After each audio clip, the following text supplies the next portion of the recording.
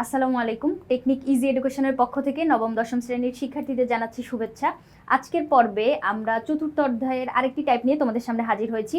এখানে বিগত বছরে বোর্ডে আসা অথবা আমাদের কাছে ইম্পর্টেন্ট মনে হয়েছে এরকম কতগুলো প্রশ্ন নিয়ে তোমাদের জন্য টাইপটা সাজানো হয়েছে। এখানে 3 স্টার 2 স্টার এবং 1 স্টার টপিকগুলো রয়েছে।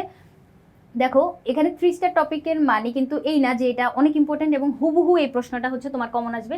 হুবহু এই জায়গায় কমন আসা লাগবে না। আমি তোমাকে যেভাবে প্রসেসটা শিখাই দিব এভাবে যদি তুমি এমসিকিউগুলো সবগুলো সমাধান করে অর্থাৎ সিলেবাসটা যদি কভার করতে পারো সেক্ষেত্রে এমসিকিউতে একটা স্ট্যান্ডার্ড প্রিপারেশন হবে বলে আমি মনে করি। তাহলে চলো আজকে আমরা পড়াশোনা শুরু করে দিই। শ্বসন প্রক্রিয়া। শ্বসন প্রক্রিয়া কি জিনিস? যে প্রক্রিয়ার মাধ্যমে শক্তি উৎপন্ন হয়। শক্তি উৎপন্ন বলতে হচ্ছে তুমি যে জটিল খাদ্যগুলো খাচ্ছ ওই জটিল খাদ্যগুলো ভেঙে সরল উপাদানে পরিণত হওয়ার জন্য যে প্রসেসটা বা শক্তি উৎপন্ন করার যে প্রসেস এটা হচ্ছে শ্বসন। এখন শ্বসন প্রক্রিয়া এখানে কোন অপশনগুলো এই জায়গায় খাটে দেখো তো। দিবারাত্রি 24 ঘন্টাই চলে। হ্যাঁ, শ্বসন কিন্তু আমাদের কোষে দিবারাত্রি 24 ঘন্টাই চলতেছে। এরপরে কি বলছে দেখো তো, যে কেবলমাত্র মাইটোকন্ড্রিয়ায় ঘটে না। শ্বসনের 4টা ধাপ আছে। আমরা জানি যে 4টা ধাপের প্রথম যে ধাপটা ওইটা হচ্ছে তোমার সাইটোপ্লাজমে সম্পন্ন হয়, বাকি 3টা ধাপ মাইটোকন্ড্রিয়া সম্পন্ন হয়। তাহলে কেবলমাত্র মাইটোকন্ড্রিয়া বলাটা কিন্তু এই জায়গায় ঠিক না, কারণ সাইটোপ্লাজমে হচ্ছে আমাদের একটা ধাপ সম্পন্ন হচ্ছে গ্লাইকোলাইসিস যে ধাপটা। 4টা ধাপ কিন্তু তোমাকে অবশ্যই সিরিয়ালে মনে রাখতে হবে, গ্লাইকোলাইসিস, অ্যাসিটাইল কোয়ে, ক্রেবস চক্র আর ইলেকট্রন প্রবাহতন্ত্র। তাহলে গ্লাইকোলাইসিস ধাপটা সাইটোপ্লাজমে সম্পন্ন হয়, তাহলে আমরা কেবলমাত্র মাইটোকন্ড্রিয়া বললে এই জায়গাটা নিব না। তারপরে 2 প্রকার। হ্যাঁ, শ্বসন কিন্তু 2 প্রকার, একটা হচ্ছে সবাত আর একটা অবাত। সবাত মানে হচ্ছে যেখানে অক্সিজেনের প্রয়োজন, আর অবাত হচ্ছে যে জায়গায় অক্সিজেন না হইলেও চলে, শুধুমাত্র এনজাইম দ্বারা খাদ্যবস্তু ভেঙে যায়। তাহলে 1 আর 3 নাম্বারটা হচ্ছে এই জায়গায় আমাদের সঠিক। এরপরে কি বলছে, সবাত শোষণে এক অণু গ্লুকোজ জারিত হয়ে কি হয় দেখো তো। সবাত শোষণে এক অণু গ্লুকোজ জারিত হয়ে আমরা কতটুকু এটিপি পাই। এখন তুমি আমাকে বলো এটিপি কি জিনিস? আমরা কিন্তু চতুর্থ অধ্যায়ের শুরুর দিকে পড়ছিলাম এটিপি হচ্ছে আমাদের শক্তি। এখন এই যে শক্তিটা আমি বলছি যে শ্বসন প্রক্রিয়া কি হয়, শক্তি উৎপন্ন হয়। তাহলে কতটুকু শক্তি তুমি পাচ্ছ? এক অণু গ্লুকোজ থেকে আমরা 38 অণু শক্তি হচ্ছে এই জায়গায় পাই বা 38 এটিপি পাই। এখন আমি তোমাকে 38 বললাম, তুমি কেন বিশ্বাস করে নিবা? অবশ্যই বিশ্বাস করার দরকার নাই। আমরা চলো এই জায়গায় হচ্ছে হিসাবটা দেখি। দেখো আমাদের বইয়ে শ্বসনের একটা হিসাব দিয়ে দেওয়া আছে না, এই হিসাবটা আগে আমরা পুরাটা বুঝি চলো। প্রথমে কি হয়, গ্লাইকোলাইসিস। আমি বলছি 4টা ধাপ, গ্লাইকোলাইসিস, অ্যাসিটাইল কোয়ে, ক্রেবস চক্র আর ইলেকট্রন প্রবাহতন্ত্র। এখন তুমি আমাকে বলতে পারো যে আপনি 4টা ধাপ বলছেন, এখানে 3টা কেন দেওয়া? আরেকটা ধাপ যেটা ইলেকট্রো ট্রান্সপোর্ট সিস্টেম, ওইটা হচ্ছে এই জায়গায় লাগে না কি জন্য? ওইখানে কোনো উৎপাদিত বস্তু আর ব্যয়িত বস্তু থাকে না, মানে কিছু উৎপন্ন হয় না কিছু ব্যয়ও হয় না এই জায়গায়। তাহলে হয় কি, এইখানে তোমার অন্য যে শক্তিগুলা দেখো এনএডিপিএইচ যে শক্তিটা, তারপরে এফএডিএইচ2, জিটিপি, এই শক্তিগুলা সব হচ্ছে তোমার এটিপি শক্তিতে কনভার্ট হয়। এই কাজটা হয় হচ্ছে তোমার ইটিএস বা ইলেকট্রো ট্রান্সপোর্ট সিস্টেম যেটা। তাহলে এই যে গ্লাইকোলাইসিস ধাপে কি কি উৎপন্ন হয় তোমাকে এই জায়গাটা হচ্ছে মনে রাখা লাগবে। গ্লাইকোলাইসিস ধাপে 2 অণু পাইরুভিক অ্যাসিড তৈরি হলো, 2 অণু এনএডিএইচ2 আর 4 অণু এটিপি তৈরি হয়েছে। এরপরে অ্যাসিটাইল কোয়ে ধাপে আবার অ্যাসিটাইল কোয়ে তৈরি হয়েছে। এখানে এই ধাপটা সম্পন্ন হওয়ার জন্য কিছু শক্তির প্রয়োজন না? ওই শক্তিটা আসে কই থেকে দেখো তো, এইখানে উৎপন্ন যে পাইরুভিক অ্যাসিডটা, ওই পাইরুভিক অ্যাসিডটা এই জায়গায় হচ্ছে তোমার শক্তির যোগান দেয়। এরপরে এইখানে যে অ্যাসিটাইল কোয়ে তৈরি হয়েছে ওইটা আবার ক্রেবস চক্রে শক্তির যোগান দিচ্ছে। তাহলে আমরা হিসাবটা যদি করি এরকম দাঁড়ায় দেখো তো, একটা পাইরুভিক অ্যাসিড এখানে তৈরি হইলো, এই জায়গায় খরচ হয়ে গেল, তাহলে আমরা এটাকে কাটাকাটি করে দিতে পারি। আবার অ্যাসিটাইল কোয়ে তৈরি হইলো, এখানে অ্যাসিটাইল কোয়ে খরচ হয়ে গেছে, তাহলে কাটাকাটি। তাহলে এই জায়গাটার আমাদের হিসাব করা লাগবে না। এখন কার্বন ডাইঅক্সাইড যা আছে তাই হচ্ছে ওইদিকে চলে যাবে, কারণ কার্বন ডাইঅক্সাইড শক্তিতে পরিণত হয় না। কিন্তু ওই যে অন্য যে শক্তিগুলো এফএডিএইচ2 তারপরে এনএডিএইচ2 এই জায়গাগুলো হচ্ছে আমাদের শক্তিতে কনভার্ট করা লাগবে। এখন তোমাকে যেটা মনে রাখতে হবে যেটা দেখো তো, এক অণু এনএডিএইচ2 থেকে আমরা 3 অণু এটিপি পাই, এক অণু এফএডিএইচ2 থেকে 2 অণু এটিপি পাই, এক অণু জিটিপি থেকে 1 অণু এটিপি পাই। এই জায়গাটা মনে রাখার পরে চলো তাহলে আমরা হিসাব শুরু করি। কি হয়েছিল, এই যে পাইরুভিক অ্যাসিড আর অ্যাসিটাইল কোয়ে কাটাকাটি চলে গেছিল। এখন এক অণু এনএডিএইচ2 থেকে কি বলছিলাম, 3 অণু এটিপি আমরা পাই, এক অণু এনএডিএইচ2 থেকে 3 অণু এটিপি পাই। তাহলে এখানে 2 অণু আছে, 2 অণু এনএডিএইচ2 থেকে তাহলে কয়টা পাবো? 3 দুগুণে 6টা এটিপি এখানে লিখলাম। 4 অণু এটিপি তৈরি হয়েছিল। এই প্রক্রিয়াটা সম্পন্ন হওয়ার জন্য একটু শক্তির প্রয়োজন, যে শক্তিটা এই যে 2 অণু হচ্ছে খরচ হয়ে গেছে। তাহলে 4 অণু থেকে 2 অণু যদি চলে যায়, দেখো ব্যয়িত শক্তি, তার মানে খরচ হয়ে গেছে। 4 অণু থেকে যদি 2 অণু চলে যায়, এখানে কত থাকবে? 2 অণু এটিপি থাকতেছে। তাহলে গ্লাইকোলাইসিস ধাপে আমরা 8 অণু এটিপি পাচ্ছি, 6 আর 2 8 অণু এটিপি পাইলাম। এরপরে অ্যাসিটাইল কোয়ে ধাপটাতে দেখো আমি কি বলছিলাম, কার্বন ডাইঅক্সাইড যা আছে তাই লিখে দিব, কারণ কার্বন ডাইঅক্সাইড শক্তিতে কনভার্ট হয় না। তারপরে এক অণু NADH2 থেকে 3 অণু ATP আমরা পাই, এক অণু NADH2 থেকে 3 অণু ATP পাই, তাহলে 2 অণু NADH2 থেকে কয়টা পাবো? 3 দুগুণে 6টা, 6 অণু ATP পাইলাম। এরপর কার্বন ডাইঅক্সাইড যা আছে তাই লিখে দিলাম। এক অণু NADH2 থেকে 3 অণু ATP পাই, তাহলে 6 অণু NADH2 থেকে কত পাবো? 3 6 18, তাহলে 18 অণু ATP এখানে আমরা লিখলাম। তারপরে এক অণু FADH2 থেকে 2 অণু ATP পাই, তাহলে 2 অণু FADH2 থেকে 2 দুগুণে 4, 4 অণু ATP এখানে আমরা পাচ্ছি। এক অণু GTP থেকে এক অণু ATP পাই, তাহলে 2 অণু GTP থেকে 2 অণু ATP পাবো। এখন তুমি সবগুলো যোগ করে দাও, 18 আর 4 2, তারপর 6 6 2 8 38, তাহলে 38 অণু তুমি যোগ করে দেখো, এখানে কিন্তু 38ই হওয়া লাগবে। 38 অণু ATP হচ্ছে আমরা এখানে পাচ্ছি। আর কার্বন ডাইঅক্সাইড যদি গুনো, এই যে দেখো 4 অণু কার্বন ডাইঅক্সাইড, 2 অণু 4 5 6, 6 অণু কার্বন ডাইঅক্সাইড আমরা পাইতেছি। তাহলে এই যে শক্তির হিসাবটা যে আমরা করলাম, এক অণু গ্লুকোজের জন্য কিন্তু করছি, এক অণু গ্লুকোজ ভেঙে আমরা 38 অণু ATP পাইছি। তাহলে হইল হিসাবটা এই জায়গায়। এখন আমরা এইখানে আসি, দেখো কি বলছিল, সবাত শ্বসনে এক অণু গ্লুকোজ থেকে কত অণু ATP পাইছিলাম? 38 অণু ATP পাইছিলাম। এরপরে সাইটোপ্লাজম সবাত শ্বসনের কোন ধাপের সঙ্গে সম্পৃক্ত? আচ্ছা, আমরা মানে অতীতে কি হয়েছিল, এরকম ধারণা করা হইতো যে শ্বসনের যে 4টা প্রক্রিয়া, এই 4টা প্রক্রিয়ার ভিতরে তোমার হচ্ছে প্রথম 2টা প্রক্রিয়া হচ্ছে সাইটোপ্লাজমে সম্পন্ন হয়, পরের 2টা হচ্ছে তোমার মাইটোকন্ড্রিয়ায় সম্পন্ন হয়। কিন্তু পরবর্তীতে বোঝা গেছে যে দ্বিতীয় যে ধাপটা ওইটাও কিন্তু আমাদের মাইটোকন্ড্রিয়াতে, মানে 3টা প্রক্রিয়া মাইটোকন্ড্রিয়ার ভিতরে, আর প্রথম বিক্রিয়াটা হচ্ছে তোমার সাইটোপ্লাজমের ভিতরে সম্পন্ন হয়। তাহলে এখানে সাইটোপ্লাজমের সবাত শ্বসনের যে ধাপ 2টা, এটা যেহেতু আগের একটা প্রশ্ন, দেখো রাজশাহী বোর্ড 22 আসছিল, ওই সময়ের কনসেপ্টটা ছিল প্রথম আর দ্বিতীয় ধাপটা। তাহলে আমরা কি বলবো, প্রথম আর দ্বিতীয় এই দুইটার নাম কি? আমি যদি নামটা তোমাদেরকে লিখে দিই, গ্লাইকোলাইসিস, গ্লাইকোলাইসিস, আর একটা হচ্ছে তোমার কি, অ্যাসিটাইল কোএ। অ্যাসিটাইল কোএ কিভাবে লিখবা দেখো, সি কিন্তু বড় হাতের লিখবা, এরপরে ছোট হাতের একটা ও দিয়ে হাইফেন দিয়ে বড় হাতের একটা এ, মানে কো এনজাইম এ, এরকম বোঝায় আর কি। অ্যাসিটাইল কোএ আর গ্লাইকোলাইসিস কোথায়? সাইটোপ্লাজমে সম্পন্ন হয়, কিন্তু অ্যাসিটাইল কোএ কিন্তু আসলে মাইটোকন্ড্রিয়ায় সম্পন্ন হয়।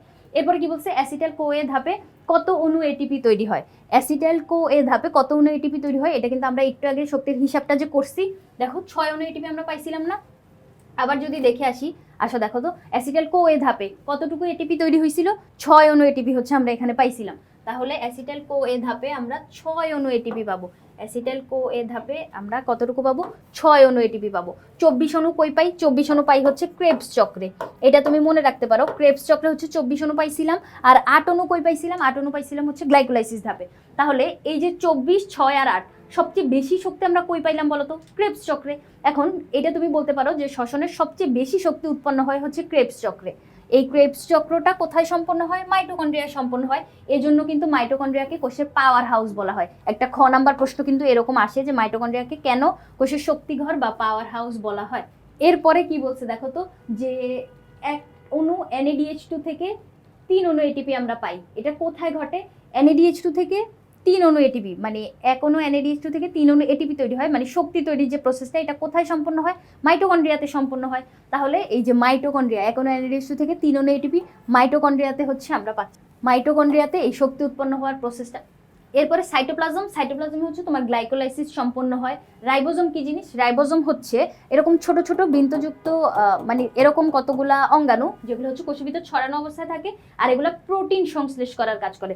রাইবোজোমের মেন কাজই কিন্তু তোমার প্রোটিন তৈরি করা বা প্রোটিন সংশ্লেষ করা।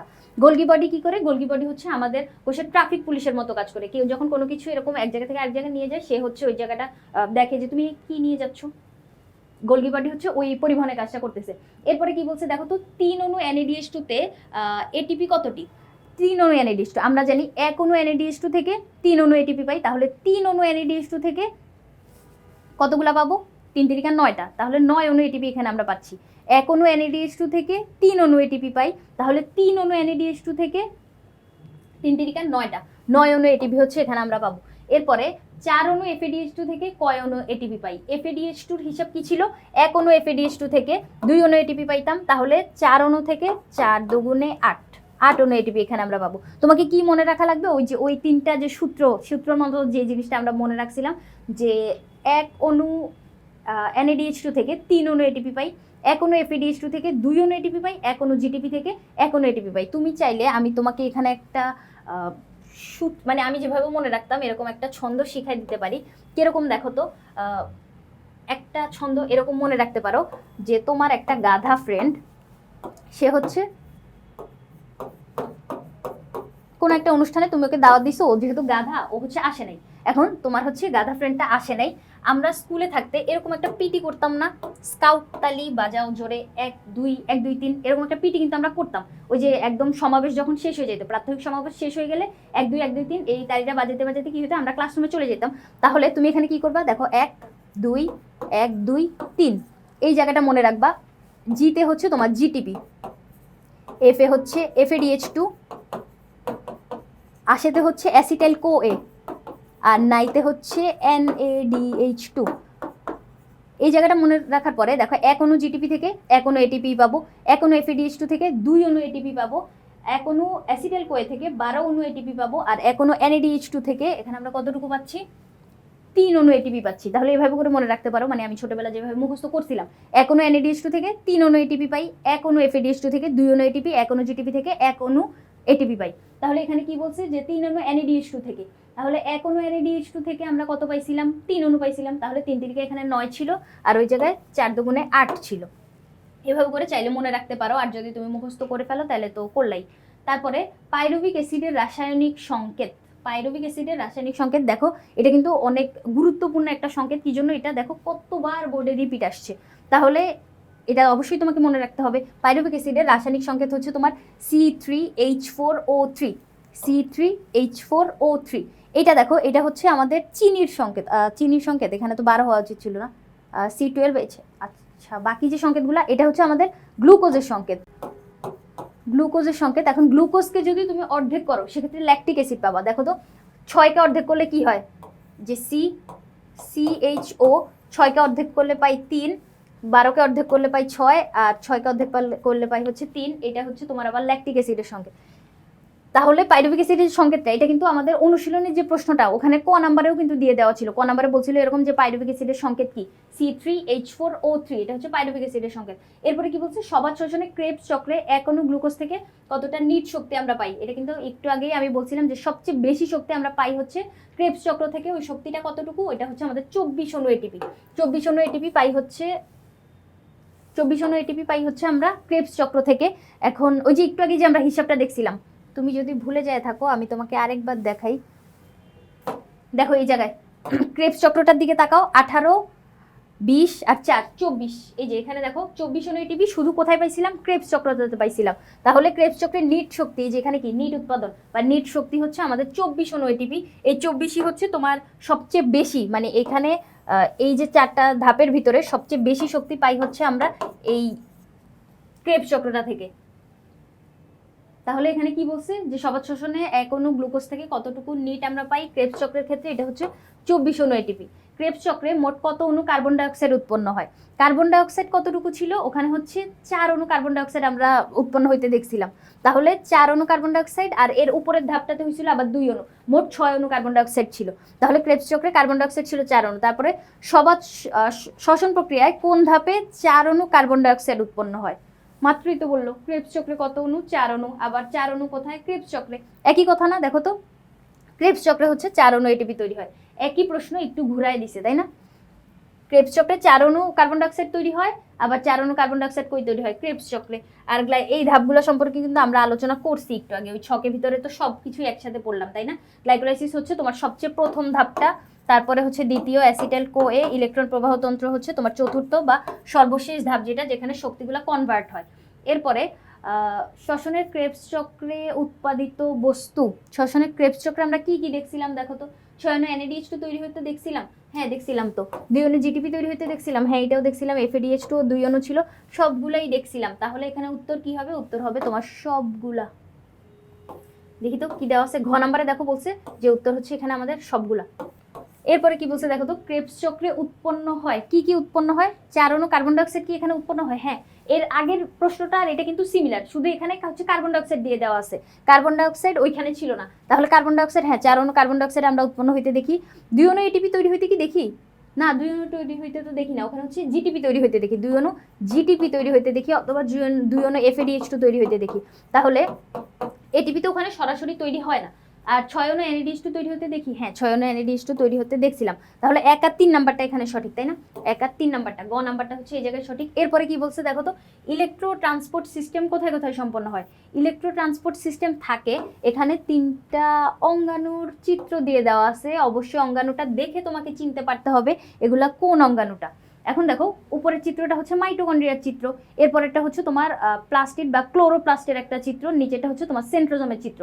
মাইটোকন্ড্রিয়া এইগুলো নিয়ে যদি আমি একটু কথা বলি, মাইটোকন্ড্রিয়া হচ্ছে তোমার পাওয়ার হাউস বলা হয়। কি জন্য পাওয়ার হাউস বলা হয়? এখানে শ্বসনের গুরুত্বপূর্ণ বিক্রিয়াগুলো সম্পন্ন হয়। তাহলে এই যে মাইটোকন্ড্রিয়াটা, এটাকে আমরা হচ্ছে কোষের শক্তিঘর বলতেছি। কোষের যত যাবতীয় শক্তি প্রয়োজন এটা কিন্তু সব মাইটোকন্ড্রিয়া হচ্ছে সাপ্লাই দিচ্ছে। এরপরে ক্লোরোপ্লাস্ট, যেটা ক্লোরোপ্লাস্ট হচ্ছে সবুজ রঙের প্লাস্টিড। সবুজ রঙের প্লাস্টিড কি করে? সবুজ রঙের প্লাস্টিড হচ্ছে তোমার খাদ্য তৈরির কাজ করে। তাহলে ক্লোরোপ্লাস্ট হচ্ছে এই জায়গায় কাজ করে। আর ইলেকট্রো ট্রান্সপোর্ট সিস্টেম এখানে ভিতরে সম্পন্ন হয়। কিন্তু সেন্ট্রোজোম, সরি এটা সেন্ট্রোজোম না, এটা তো লাইসোজোমের একটা চিত্র।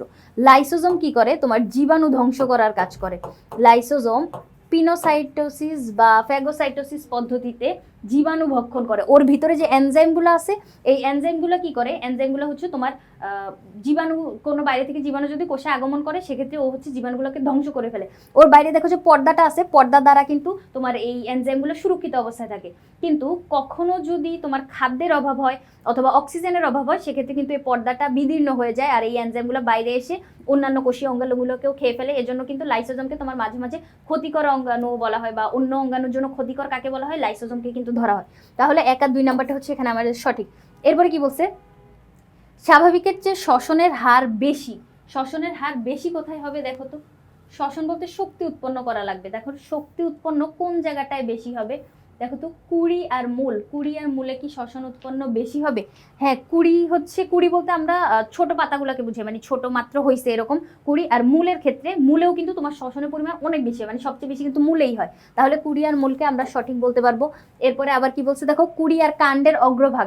হ্যাঁ, কাণ্ডের অগ্রভাগ কি জন্য? একটা চারা গাছ যদি থাকে, মনে করো ও এখান পর্যন্ত ওর কাণ্ড, তারপরে এখানে হচ্ছে তোমার 2টা পাতা, মাটির নিচে শিকড়গুলো আছে, এই যে কাণ্ডের অগ্রভাগ এটা তো আরো বড় হওয়া লাগবে। কি জন্য? একটা চারা গাছ তো এতটুকু থাকবে না, ওর দৈর্ঘ্য প্রস্থ বরাবর বড় হইলে না ও একটা বৃক্ষে পরিণত হইতে পারবে। তাহলে কুড়ি, কুড়ি তো হ্যাঁ বড় হবে, আর কাণ্ডের অগ্রভাগ এটাও বড় হবে। মূল আর কাণ্ড, কিন্তু এখানে তো হচ্ছে কাণ্ডের অগ্রভাগ বলে নাই। একটা কাণ্ড কিন্তু অলরেডি তোমার চওড়া থাকে, একটা বড় বৃক্ষের কাণ্ড তুমি দেখো এত বড় চওড়া থাকে, লম্বা থাকে, সেক্ষেত্রে এই কাণ্ডটাতে কিন্তু তোমার শ্বসনের আর প্রয়োজন হয় না। তাহলে এই জায়গাটা হচ্ছে আমরা বাদ দিতে পারতেছি। 1 আর 2 নাম্বারটা হচ্ছে এই জায়গায় সঠিক। এরপরে কি বলছে দেখো তো, 2টা চিত্র দিয়ে দেওয়া আছে, একটা হচ্ছে ব্যাকটেরিয়ার চিত্র আর একটা হচ্ছে একটা পাতা। এখন কি বলছে? শ্বসনের ফলে চিত্র এক্স এর উৎপন্ন পদার্থ কোনটি? এখন এক্স এ উৎপন্ন পদার্থ, এক্স বলতে হচ্ছে অণুজীব বা ব্যাকটেরিয়া বুঝাইছে। এই যে ব্যাকটেরিয়াগুলায় আমরা এতক্ষণ যে পড়লাম যে শ্বসনের ফলে অনেক বেশি শক্তি উৎপন্ন হয়, 38 অণু এটিপি আমরা পাই, কিন্তু ওগুলা কিছু হচ্ছে এই ব্যক্তির ক্ষেত্রে, সরি ব্যক্তি না তো, এই অণুজীবের ক্ষেত্রে খাটবে না। কি জন্য? কারণ এটা এই জায়গায় অবাধ শ্বসন সম্পন্ন হয়। অবাধ শ্বসন হচ্ছে তোমার নিম্ন শ্রেণীর জীবে সম্পন্ন হয় আর অনেক অল্প শক্তি হচ্ছে এখানে আমরা দেখতে পাই। তাহলে এক্স যে উৎপন্ন হবে, ওরা অক্সিজেনের অনুপস্থিতিতে শ্বসন সম্পন্ন করে।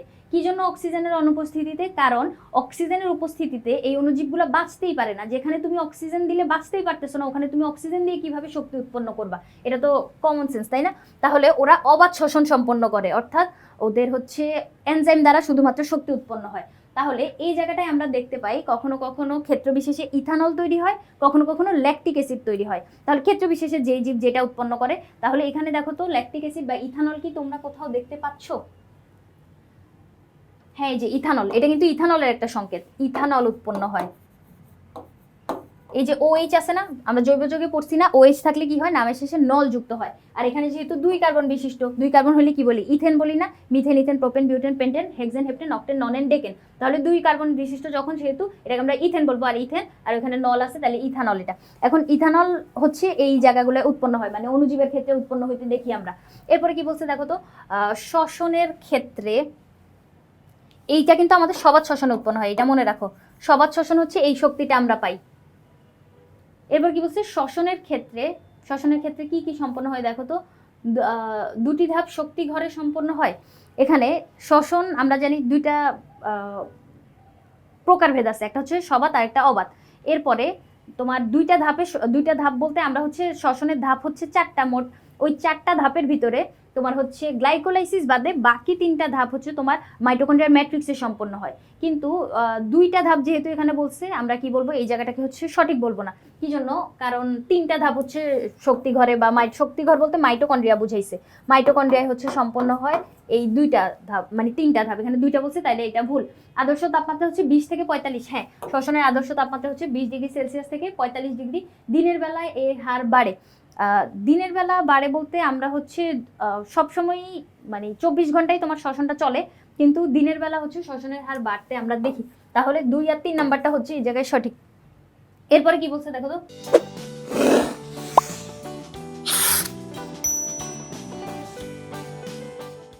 গ্লুকোজের একটা সংকেত লিখে দেওয়া আছে C6H12O6। এটা কিন্তু গ্লুকোজের একটা সংকেত। এই সংকেতটা কি হয়েছে? 6 অণু অক্সিজেন দ্বারা আর বিভিন্ন এনজাইম দ্বারা হচ্ছে ভেঙে গেছে, ভেঙে গিয়ে কার্বন ডাইঅক্সাইড তৈরি করছে, পানি তৈরি করছে, শক্তি উৎপন্ন করছে। তাহলে এটা আমরা কি বুঝতে পারতেছি? সবাত শোষণ। কি জন্য? সবাত শোষণ হচ্ছে তোমার অক্সিজেন প্রয়োজন হয়, তাহলে এটা হচ্ছে সবাত শোষণ প্রক্রিয়া। সবাত শোষণ প্রক্রিয়ার ক্ষেত্রে আমরা কি কি দেখতে পারো? উপরের সমীকরণটি সবাত শোষণ, হ্যাঁ এটা তো সবাত শোষণ, আমরা তো বুঝলামই, কারণ অক্সিজেন আছে। এরপরে এই প্রক্রিয়ায় শক্তি, বেশি শক্তি উৎপন্ন হয়। হ্যাঁ, এখানে কিন্তু আমরা 38 অণু এটিপি, ওই যে হিসাব করলাম না একটু আগে, 38 অণু এটিপি তৈরি হইতে দেখি, কিন্তু অবাত শোষণ যেটা, ওখানে শুধুমাত্র 2 অণু এটিপি তৈরি হয়, তাহলে এটার অবশ্যই শক্তি বেশি। এই প্রক্রিয়া অক্সিজেন ছাড়াও চলতে পারে? হ্যাঁ, অক্সিজেন ছাড়া এটা চলতে পারে না। তাহলে 1 আর 2 নাম্বারটা হচ্ছে এই জায়গায় সঠিক। অক্সিজেন ছাড়া যেটা চলবে ওইটাকে আমরা বলবো হচ্ছে অবাত শোষণ। এরপরে কি বলছে দেখো তো, আবার গ্লুকোজের একটা সংকেত লিখে দেওয়া আছে C6H12O6, গ্লুকোজের সংকেত, তাই না? এখন গ্লুকোজের সংকেতটা ভেঙে গেছে, ভেঙে গিয়ে কি তৈরি করছে? পাইরুভিক অ্যাসিড তৈরি করছে। কিন্তু এইখানে তোমার হচ্ছে এনজাইম কাজ করছে, কোনো অক্সিজেন কাজ করে নাই। যেহেতু অক্সিজেন নাই, তাহলে এটা হচ্ছে অবাত শোষণ। এখন অবাত শোষণের ক্ষেত্রে আমরা কি কি দেখতে পাই দেখো তো। অবাত শোষণে হচ্ছে আচ্ছা, এই যে ধাপটা মানে গ্লাইকোলাইসিস যে ধাপটা বুঝাইছে, গ্লুকোজ ভেঙে যাওয়া, এই ধাপটা কিন্তু আমাদের সবাত আর অবাত 2 ধরনের শোষণেই হচ্ছে কমন পড়তেছে। কি জন্য? প্রথম ধাপে তোমার অক্সিজেন লাগে না, গ্লাইকোলাইসিস, গ্লুকোজটা শুধুমাত্র ভাঙে।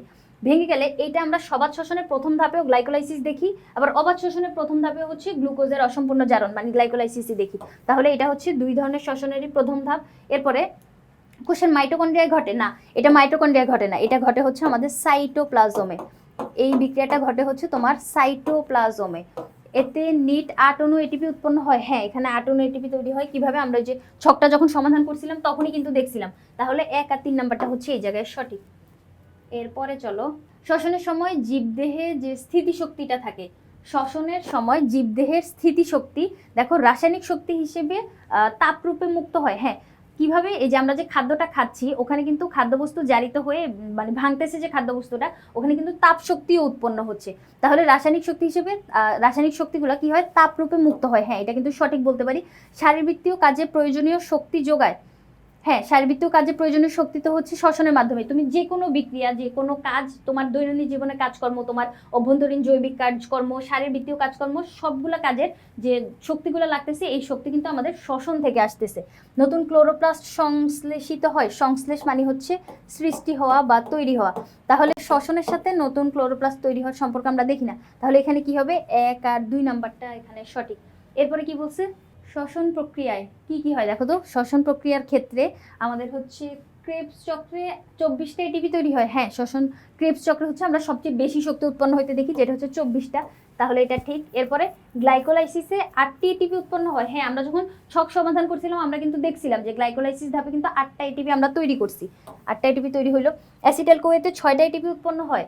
হ্যাঁ, অ্যাসিটাইল কোয়েতে তো 6টা এটিপি উৎপন্ন হয়েছিল। আমরা কিন্তু এই যে ছকের ভিতরে এই সবগুলো দেখছিলাম। তুমি হচ্ছে ছকটা আরেকবার দেখবা, মানে ছকের দিকে তাকাবা, তাইলে হচ্ছে দেখতে পারবা যে এই 3টা অপশনই হচ্ছে এই জায়গায় সঠিক। এরপরে কি আছে দেখো তো, 2টা চিত্র দিয়ে দেওয়া আছে, একটা হচ্ছে মাইটোকন্ড্রিয়ার চিত্র, আরেকটা প্লাস্টিডের চিত্র। তোমাকে কিন্তু চিত্র দেখে বুঝতে পারতে হবে কোনটা কি জিনিস। মাইটোকন্ড্রিয়া আরটাকে এখানে চিহ্নিত করছে, আর হচ্ছে আমাদের অক্সিজম বলে এগুলাকে, মানে তোমার যে অন্তঃগাত্রে বৃন্তযুক্ত কতগুলো অংশ থাকে, এই অংশগুলোকে কি বলে? অক্সিজম বলে। এই যে অক্সিজমটা, অক্সিজমের ভিতরে তোমার এটিপি সিনথেসিসের জন্য প্রয়োজনীয় এনজাইম থাকে। এটিপি সিনথেসিসের জন্য প্রয়োজনীয় এনজাইম বা উৎসেচক, এনজাইম মানে হচ্ছে ইংরেজিতে বলতেছে আর কি, বাংলায় বললে উৎসেচক। তাহলে দেখো তো এখানে কি বলছে যে এক্স চিত্রের আর, তার মানে এই অক্সিজমগুলা কি করে? প্রোটিন সঞ্চয় করে না, ওরা তো প্রোটিন সঞ্চয় করে না। আলোক শক্তি আবদ্ধ করে না, আলোক শক্তি আবদ্ধ করে হচ্ছে তোমার থাইলাকয়েড বা গ্রানা। থাইলাকয়েড অথবা গ্রানা, যেটাকে আমরা বলি গ্রানা হচ্ছে তোমার আলোক শক্তিকে সঞ্চয় করে রাখে। তারপরে এটিপি তৈরি করে না, এটিপি তৈরি করে না, কিন্তু এটিপি তৈরির জন্য উৎসেচক ধারণ করে, উৎসেচক বা এনজাইম ধারণ করে, সেক্ষেত্রে এটা হচ্ছে আমাদের উত্তর। এরপরে কি বলছে দেখো তো, উদ্দীপকে এক্স ও ওয়াই, তাহলে মাইটোকন্ড্রিয়া আর ক্লোরোপ্লাস্ট যেটা, ওদের দুইজনের ভিতরে কি হয় দেখো তো, ইলেকট্রো ট্রান্সপোর্ট সিস্টেম ধারণ করে। হ্যাঁ, মাইটোকন্ড্রিয়া আর প্লাস্টিড দুইজনই কিন্তু তোমার ইলেকট্রো ট্রান্সপোর্ট সিস্টেমটা ধারণ করতেছে। তারপরে শর্করা শক্তিকে এর গ্রুপে জমা রাখে।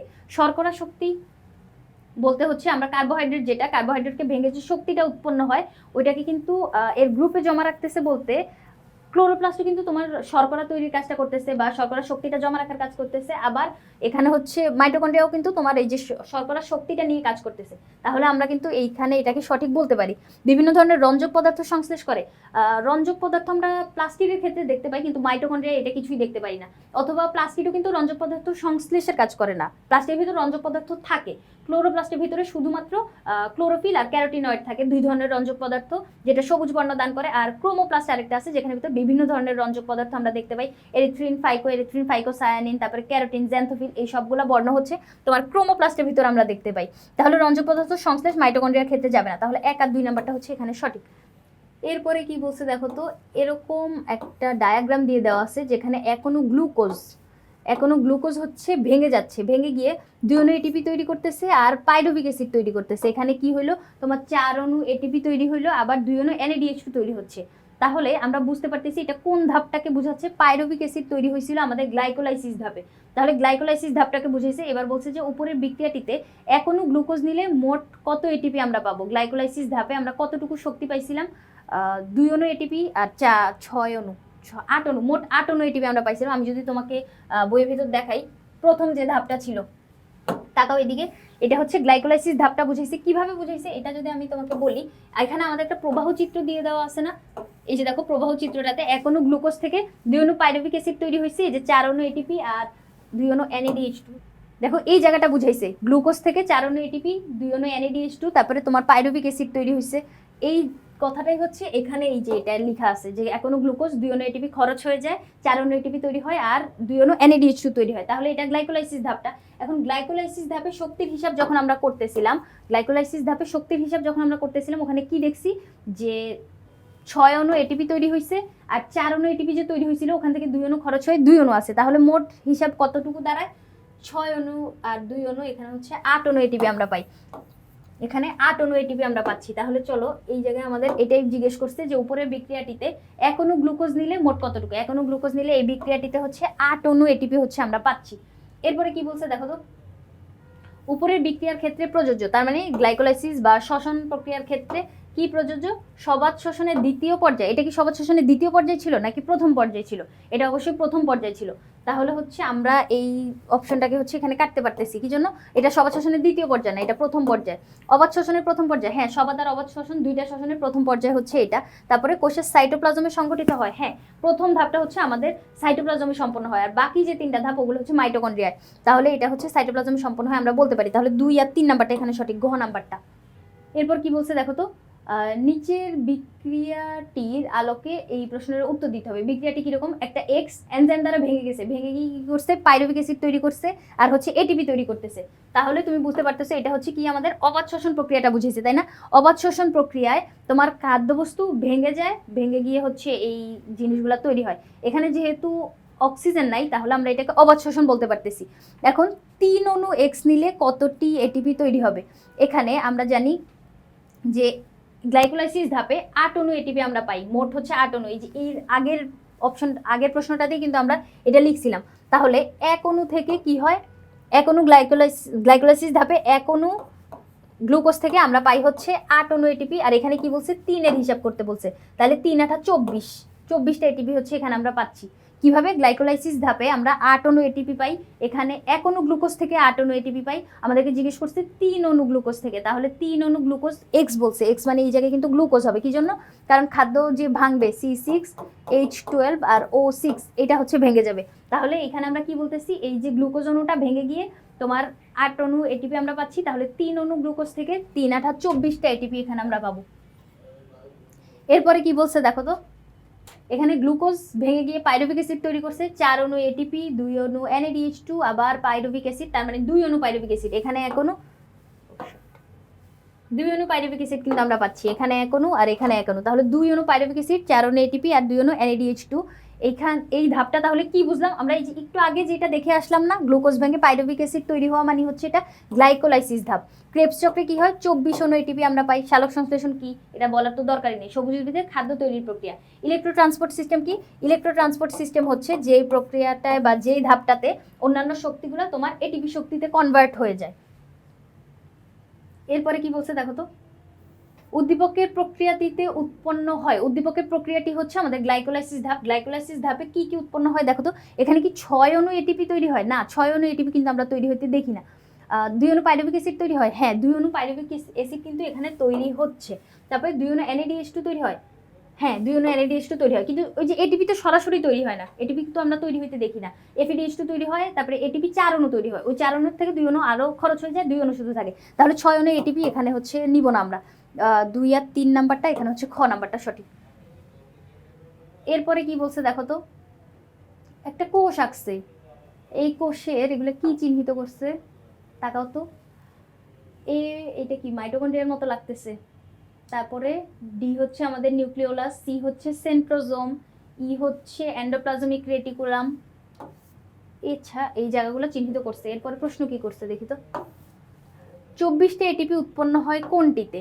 24টা এটিপি তৈরি হবে, তার মানে হচ্ছে তোমার মাইটোকন্ড্রিয়ার ভিতরে সম্পন্ন হয়, আমরা জানি ক্রেবস চক্র যেটা। তাহলে মাইটোকন্ড্রিয়া কোনটা দেখো তো, কোনটার দিকে তাকালে তোমার মাইটোকন্ড্রিয়ার মতো লাগতেছে? যদিও ছবিটা এখানে ক্লিয়ার না, মাইটোকন্ড্রিয়া হচ্ছে এ, তাই না? এটাকে মাইটোকন্ড্রিয়ার মতো লাগতেছে না? মাইটোকন্ড্রিয়া আমরা আঁকি কিভাবে? এরকম করে আঁকি না, একটা দণ্ডাকার বস্তু যেখানে ভিতরে এরকম তোমার ভাঁজগুলা থাকে। তাহলে এটা হচ্ছে আমাদের মাইটোকন্ড্রিয়া। এই যে মাইটোকন্ড্রিয়ার চিত্রটাই হচ্ছে এটা, এ দ্বারা ইন্ডিকেট করছে।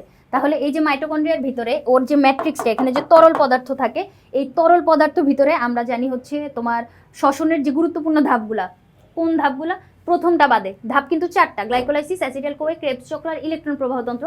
ওইটার প্রথম যে ধাপটা বাদে, অ্যাসিটাইল কোয়ে, ক্রেবস চক্র আর ইলেকট্রন প্রবাহতন্ত্র, এই 3টা ধাপ কিন্তু তোমার মাইটোকন্ড্রিয়ার ম্যাট্রিক্সে সম্পন্ন হচ্ছে। কি জন্য সম্পন্ন হচ্ছে? কারণ এই জায়গায় তোমার বৃন্তযুক্ত কতগুলো অঙ্গাণু থাকে, যেগুলোকে আমরা অক্সিজম বলি। অক্সিজম এটিপি সিনথেসিসের জন্য প্রয়োজনীয় এনজাইমগুলো ধারণ করে, এটার জন্য কিন্তু ম্যাট্রিক্সের ভিতর তোমার বিক্রিয়াগুলো সম্পন্ন হতে পারে। তাহলে এ যেটা, ওইটাকে আমরা কি বলবো? মাইটোকন্ড্রিয়া বলতেছি। আর মাইটোকন্ড্রিয়ার ভিতরে হচ্ছে আমাদের ক্রেবস চক্রটা সম্পন্ন হয়। এখানে কি বলছে? 24টা এটিপি উৎপন্ন হয়। আমরা জানি 24 অণু এটিপি আমরা পাই হচ্ছে ক্রেবস চক্রে। সবচেয়ে বেশি শক্তি উৎপন্ন হয় কিন্তু এই ক্রেবস চক্রটাতে। এখানে 24 অণু পাই, আরেকটাতে হচ্ছে 8 অণু, আরেকটাতে 6 অণু। তাহলে সবচেয়ে বেশি কোথায়? এই যে 24 অণু যেটা। তাহলে এটা কোথায় পাইলাম আমরা? মাইটোকন্ড্রিয়ার ভিতরে পাইলাম। তারপরে কি বলছে যে প্রীতম ভাতের সাথে আলু ভর্তা খেতে পছন্দ করে। পরিপাকের মাধ্যমে এ ধরনের খাদ্য থেকে এক ধরনের অণুবিশিষ্ট শর্করা পাওয়া যায়, যা তাকে কাজ করার শক্তি যোগায়। হ্যাঁ আমরা জানি এটা হচ্ছে শর্করা জাতীয় যে খাবারগুলা, এগুলো কিন্তু বা কার্বোহাইড্রেট আমরা বলতে পারি, এই কার্বোহাইড্রেটগুলো কিন্তু আমাদের দৈনন্দিন কাজ করার শক্তি যোগাচ্ছে। কি জন্য? শর্করা যে ভেঙে যায়, কোন প্রক্রিয়া ভেঙে যায়? শ্বসন প্রক্রিয়ায়। শ্বসন প্রক্রিয়ায় শর্করা ভেঙে গিয়ে আমাদের দৈনন্দিন কাজ করার শক্তিটা যোগায়। এখন এখানে কি জিজ্ঞেস করছে দেখো তো, প্রীতমের গৃহীত যে খাদ্য উপাদানটি, 2 অণু থেকে ক্রেবস চক্রে কতটি এটিপি পাওয়া যায়? তার মানে শর্করা। খাদ্য উপাদানটি কি? আলু ভর্তা আর ভাত, এগুলো কি শর্করা জাতীয় খাদ্য না কার্বোহাইড্রেট জাতীয় খাদ্য?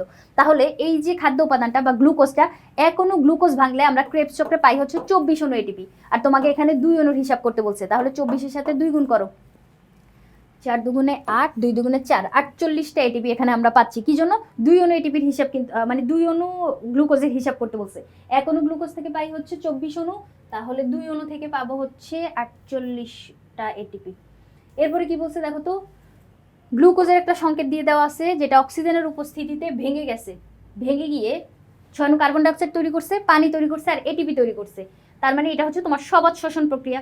সবাত শ্বসন প্রক্রিয়ায় মোট এটিপি তৈরি হয় হচ্ছে 38। কি জন্য? আমরা এটা কিন্তু হিসাব করছিলাম, তখনই কিন্তু হিসাব করছিলাম এটা। এই প্রশ্নটা কিন্তু আগেও একবার আসছিল যে সবাত শ্বসন প্রক্রিয়ায় কতটুকু শক্তি আমরা পাচ্ছি? 38 অণু এটিপি পাচ্ছি, যেটা তোমরা আমাকে বিশ্বাস না করলেও আমি তোমাদেরকে হিসাবটা করে কিন্তু দেখাইছিলাম। এরপরে প্রশ্নটা কি বলছে দেখো তো, রিমন পি থার্মোফ্লাক্সে সামান্য পানি সহ অঙ্কুরিত ছোলা বীজ নিল। তার মানে তুমি একটা ফ্লাক্সের ভিতরে, মানে মুখ বন্ধ এরকম একটা ফ্লাক্স দিব, যেখানে ভিতরে আমরা কি নিব? ছোলা বীজ দিব, যেগুলো হচ্ছে অঙ্কুরিত হবে। তুমি এরকম নিজেরাও কিন্তু দেখতে পারো ছোলা, বা ওই যে যদি তুমি পানিতে ভিজায় রেখে দাও, সেক্ষেত্রে কিন্তু আমরা ছোলার একটা সিডস উৎপন্ন হইতে দেখি। মানে এরকম যদি তুমি ছোলাটা দেখো, ছোলাটার উপরে এরকম কতগুলা অংশ তৈরি হইতে দেখি না আমরা, তাহলে এই যে বীজটা তৈরি হইলো বা অঙ্কুরিত হচ্ছে, এই জিনিসটা হচ্ছে এখানে সে দেখতে পাবে। আবার কিউ আরেকটা থার্মোফ্লাক্স, যেখানে সে ছোলা বীজটা যে নিছে ওইটা আগে থেকে ফুটন্ত মার্কিউরিক অ্যাসিডের ভিতরে হচ্ছে নির্বীজ করে নিছে। নির্বীজ যেহেতু করছে ওগুলা কিন্তু আর অঙ্কুরিত হবে না। তাহলে একটা থার্মোফ্লাক্স যেখানে হচ্ছে অঙ্কুরিত ছোলা সে পাবে, আরেকটাতে হচ্ছে অঙ্কুরিত হওয়া লাগবে না, বা ওগুলো ওই অবস্থাতেই থাকবে, নির্বীজ যেহেতু করে ফেলছে। এবার থার্মোফ্লাক্সের মুখে রাবারের কর্কের ছিদ্রে থার্মোমিটার প্রবেশ করাইছে। এখন থার্মোমিটার প্রবেশ করাইছে, এখানে কি হবে, সে তাপমাত্রা মাপবে। এখন এই যে পি পাত্রটা, ওখানে কি হইলো, তোমার অঙ্কুরিত হবে বা বীজগুলাতে শ্বসন সম্পন্ন হবে। শ্বসন সম্পন্ন হওয়ার জন্য কিন্তু ওখানে আমরা জানি শ্বসন সম্পন্ন হইলে তাপ শক্তি উৎপন্ন হয়। তাহলে তাপ উৎপন্ন হবে, যেটা সে কিন্তু থার্মোমিটার দিয়ে পরিমাপ করতে পারতেছে। কিন্তু কিউ থার্মোমিটার যেটা, মানে কিউ পাত্রে যদি সে থার্মোমিটার দেয়, সেক্ষেত্রে কিন্তু তাপমাত্রার কোনো পরিবর্তন ঘটবে না। কি জন্য? কারণ ওগুলো নির্বীজ, ওখানে তোমার শ্বসন সম্পন্ন হবে না, কারণ সে মার্কিউরিক অ্যাসিড দ্বারা ওগুলোকে ফুটায় ফেলাইছে। তাহলে এই জায়গায় কি বলছে দেখো তো, ফ্লাক্সের অভ্যন্তরে নিচের কোনটি ঘটবে? পি ফ্লাক্স যেটা, ওখানে কিন্তু হচ্ছে তোমার শ্বসন সম্পন্ন হবে। আমরা জানি শ্বসন প্রক্রিয়ায় জটিল খাদ্যবস্তু ভেঙে গিয়ে সরল উপাদানে পরিণত হয়, কার্বন ডাইঅক্সাইড উৎপন্ন হয়, শক্তি উৎপন্ন হয়, আর মাঝে মাঝে হচ্ছে পানি উৎপন্ন হইতে দেখি আমরা। তাহলে কার্বন ডাইঅক্সাইড উৎপন্ন কোথায় হবে? পি থার্মোফ্লাক্সে কিন্তু কার্বন ডাইঅক্সাইড উৎপন্ন হবে বা নির্গত হবে। এরপরে কিউ ফ্লাক্সে অক্সিজেন নির্গত হবে না, অক্সিজেনের এখানে কিউ ফ্লাক্সে কিছুই হবে না, ওরা ওরকমই পড়ে থাকবে। পি ফ্লাক্সের তাপমাত্রা কমে যাবে না, তাপমাত্রা কমবে না, তাপমাত্রা বাড়বে। কি জন্য বাড়বে? কারণ শ্বসনে তাপ উৎপন্ন হয়, তাপ উৎপন্ন হইলে তো হচ্ছে থার্মোমিটার যে পারদের পারদের স্কেলটা কিন্তু উপরে উঠে যাবে। আমরা মেনলি সচরাচর পারদ থার্মোমিটারটা ব্যবহার করি, সেক্ষেত্রে পারদের পাতলা যে লেয়ারটা, ওইটা আমরা কি দেখি, তাপমাত্রার সাথে কিন্তু পারদ হচ্ছে অনেক বেশি সক্রিয়তা দেখায়। সেক্ষেত্রে পারদ হচ্ছে তোমার উপরের দিকে উঠে যাবে, অর্থাৎ তাপমাত্রা বাড়তে থাকবে। এখানে তাপমাত্রা কমবে বলছে, তাহলে এই অপশনটা আমরা বাদ দিব। তবে কিউ ফ্লাক্সে তাপমাত্রা বেড়ে যাবে না, কিউ তো নিউট্রাল, কিউতে তো কিছুই হবে না। তাহলে পি ফ্লাক্সে কার্বন ডাইঅক্সাইড নির্গত হবে। এই জায়গায় কনসেপ্টটা যদি আমি তোমাদের বইয়ে কিন্তু এই কনসেপ্টটা লিখে দেওয়া আছে, মানে এই যে প্র্যাকটিক্যালটা দেখো, দুইটা ফ্লাক্স নিচ্ছে, দুইটা ফ্লাক্সের ভিতরে তোমার হচ্ছে অঙ্কুরিত ছোলা বীজ নিচ্ছে, ওই ছোলাগুলোকে থার্মোমিটার প্রবেশ করাইছে। এখন এই যে থার্মোমিটার প্রবেশ করাইলো, এখানে কি ঘটবে দেখো তো। প্রথমে যে ক পাত্রটা, ওখানে কি হবে দেখো, কয়েক ঘন্টা পর দেখা যাবে ক থার্মোমিটারের তাপমাত্রা বৃদ্ধি পাইছে। কি জন্য বৃদ্ধি পাবে? ওই যে শ্বসন সম্পন্ন হবে, এজন্য ক থার্মোমিটারের তাপমাত্রা এখানে বেড়ে যাবে, থার্মোমিটার তাপমাত্রা বৃদ্ধি পাবে। কিন্তু খ থার্মোমিটারের তাপমাত্রা হচ্ছে অপরিবর্তিত থাকবে, মানে সে নিউট্রাল অবস্থায় থাকবে, কারণ এখানে যে সিডসগুলা, ওদেরকে হচ্ছে মার্কিউরিক অ্যাসিড দ্বারা অলরেডি হচ্ছে মেরে ফেলছে, বা এখানে কোনো কাজই সম্পন্ন হবে না। কিন্তু এই জায়গায় হচ্ছে তোমার শ্বসন সম্পন্ন হবে, তাপ উৎপন্ন হবে, এখানে পারদের যে লেয়ারটা, এটা কিন্তু বাড়তে থাকবে। এই কনসেপ্টটাই হচ্ছে এখানে জিজ্ঞেস করছে। তাহলে এখানে কি হইলো, পি থার্মোফ্লাক্সে হচ্ছে কার্বন ডাইঅক্সাইড নির্গত হবে। এরপরে কি বলছে যে কয়েক ঘন্টা পর রিমন পর্যবেক্ষণ করলো পি ফ্লাক্সের যে থার্মোমিটারে পারদের উচ্চতা বৃদ্ধি পায়। হ্যাঁ, পি ফ্লাক্সের পারদের তাপমাত্রা বৃদ্ধি পাবে, মানে পারদের উচ্চতা বৃদ্ধি পাবে। কি জন্য? তাপমাত্রা যদি বৃদ্ধি পায়, পারদ থার্মোমিটারের ক্ষেত্রে আমরা জানি হচ্ছে পারদের লেভেলটা হচ্ছে উপরের দিকে উঠে যায়, মানে তাপমাত্রা বৃদ্ধি পাচ্ছে। তাহলে বৃদ্ধি পেলে উচ্চতাও বৃদ্ধি পাবে, ঠিক আছে। কিউ ফ্লাক্সের থার্মোমিটারে পারদের উচ্চতা পরিবর্তন হয়নি। হ্যাঁ, পরিবর্তন হবে না। কি জন্য? কারণ ওখানে হচ্ছে সিডসগুলোর ভিতরে কোনো তোমার শ্বসন সম্পন্ন হচ্ছে না, কিছুই হচ্ছে না। তাহলে এখানে পরিবর্তন হয়নি যেহেতু বলছে, এই অপশনটা সঠিক। এরপরে কিউ ফ্লাক্সের বীজের অঙ্কুরোদ্গম বৃদ্ধি পাবে না। অঙ্কুরোদ্গম কিভাবে বৃদ্ধি পাবে? তুমি ওকে অলরেডি মার্কিউরিক অ্যাসিড দিয়ে হচ্ছে ফুটায় ফেলাইছো, ওখানে ভিতর কিছুই সম্পন্ন হবে না, ওরা হচ্ছে নিউট্রাল থাকবে। তাহলে 1 আর 2 নাম্বারটা এখানে সঠিক। তাহলে আমরা কতগুলো এমসিকিউ সমাধান করলাম, আশা করি তোমরা এমসিকিউগুলো বুঝতে পেরেছো। এভাবে যদি আমি যে প্রসেসটা তোমাকে দেখাইলাম, যে সবগুলো অপশন নিয়ে হচ্ছে ঘাটাঘাটি করবা, একটা প্রশ্নে একটা উত্তর পড়ে হচ্ছে নিচের দিকে চলে যাবে না। এভাবে যদি প্রস্তুতিটা নাও, একটা সুন্দর প্রস্তুতি হবে বলে আমি মনে করি। আজকের পর্ব এই পর্যন্তই। পরবর্তী পর্বে আমরা অন্য কোনো পার্ট সমাধান করব। পরবর্তী পর্ব দেখার আমন্ত্রণ রইল। ধন্যবাদ সবাইকে।